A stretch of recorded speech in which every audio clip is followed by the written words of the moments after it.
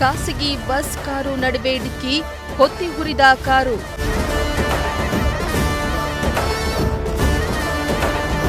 ಕಾರ್ನಲ್ಲಿದ್ದ ತಾಯಿ ಮಗ ಸಜೀವ ದಹನ.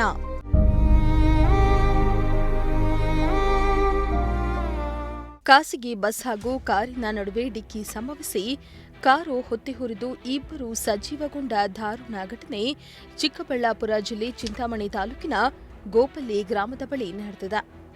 ಇಂದು ಬೆಳಗ್ಗೆ ಖಾಸಗಿ ಬಸ್ ಹಾಗೂ ಕಾರಿನ ನಡುವೆ ಡಿಕ್ಕಿ ಸಂಭವಿಸಿದ್ದು ಕಾರು ದಗದಗನೆ ಹೊತ್ತಿ ಉರಿದಿದೆ. ಭೀಕರ ಅಪಘಾತದಿಂದ ಕಾರಿನಲ್ಲಿದ್ದ ಇಬ್ಬರು ಸಜೀವ ದಹನಗೊಂಡ್ರೆ ಮೂವರಿಗೆ ಗಂಭೀರ ಗಾಯಗಳಾಗಿದ್ದು ಆಸ್ಪತ್ರೆಗೆ ದಾಖಲಿಸಲಾಗಿದೆ.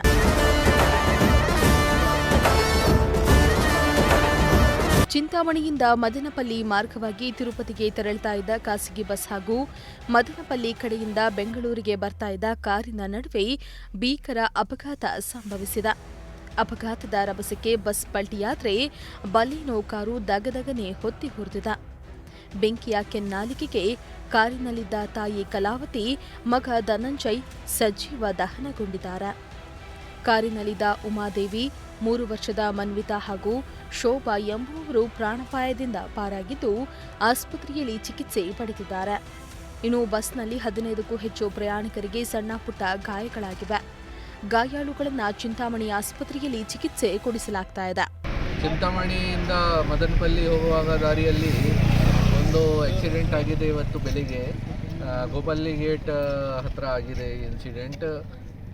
ಒಂದು ಪ್ರೈವೇಟ್ ಬಸ್ ಬೆಂಗಳೂರಿಂದ ಮದನಪಲ್ಲಿ ಸೈಡ್ಗೆ ಹೋಗ್ತದೆ ಮತ್ತು ಇನ್ನೊಂದು ಬೆಲೆನೋ ವೆಹಿಕಲ್ ಮದನಪಲ್ಲಿ ಸೈಡಿಂದ ಬೆಂಗಳೂರಿಗೆ ಹೋಗ್ತದೆ. ಅವರದು ಹೆಡ್ ಆನ್ ಕೊಲಿಷನ್ ಆಗಿದೆ. ಸೊ ಬೇಸಿಕ್ಲಿ ಈ ಕಾರಲ್ಲಿ 5 ಜನ ಪ್ಯಾಸೆಂಜರ್ಸ್ ಇತ್ತು ಆ ಟೈಮ್ಗೆ. ಸೊ ಫ್ರಂಟಲ್ಲಿ 2 ಜನ ಕೂತ್ಕೊಂಡಿದ್ದಾರೆ. ಅವರದು ಗಾಡಿ ಒಳಗಡೆ ಡೆತ್ ಆಗಿದೆ. ಗಾಡಿಗೆ ಆ್ಯಕ್ಚುಲಿ ಫೈರ್ ಕ್ಯಾಚ್ ಆಗಿದೆ. ತುಂಬ ಡ್ಯಾಮೇಜ್ ಆಯಿತು. ಗಾಡಿಗೆ ಬೆಂಕಿ ಸ್ಟಾರ್ಟ್ ಆಗಿದೆ. ಸೊ ಅವರದು ಸ್ಪಾಟಲ್ಲಿ ಗಾಡಿ ಒಳಗಡೆ ಡೆತ್ ಆಗಿದೆ. ಬಾಕಿ 3 ಜನಗೆ ಸ್ವಲ್ಪ ಇಂಜುರೀಸ್ ಇದೆ. ಅವರಿಗೆ ನಾವು ಕೋಲಾರ ಶಿಫ್ಟ್ ಮಾಡಿದ್ದೀವಿ ಹಾಸ್ಪಿಟಲ್ಗೆ. ಬೇರೆ ಬಸ್ಸಲ್ಲಿ ಅರೌಂಡ್ 60-65 ಪ್ಯಾಸೆಂಜರ್ಸ್ ಇತ್ತು.